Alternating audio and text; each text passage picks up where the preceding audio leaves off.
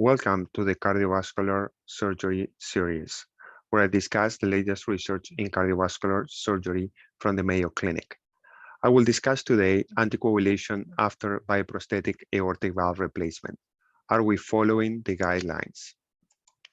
The guidelines from the American Heart Association and the American College of Cardiology recommend anticoagulation after bioprosthetic surgical aortic valve replacement with a vitamin antagonist for 3 to 6 months in patients who are at low risk for bleeding.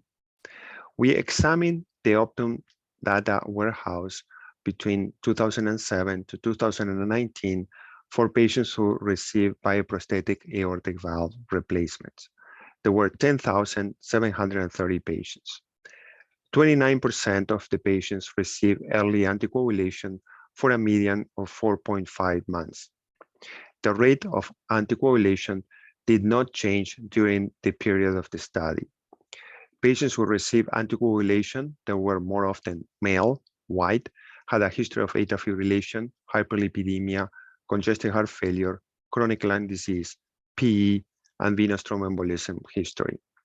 They also have a CHA2DS2-VASc score greater or equal than 2. Among patients at low risk of bleeding, only 11% of the patients received anticoagulation between 3 and 6 months after the surgery.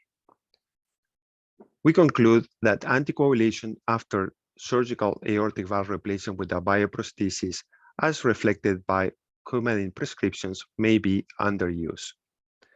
The rate of anticoagulation have not changed in the last decade. Although additional studies are needed to confirm the benefit of early anticoagulation after surgical aortic valve replacement with a bioprosthesis, these results indicate that most physicians do not follow the guidelines. These findings highlight a potential area for improvement after surgical aortic valve replacement. Thank you for listening to the Cardiovascular Surgery series.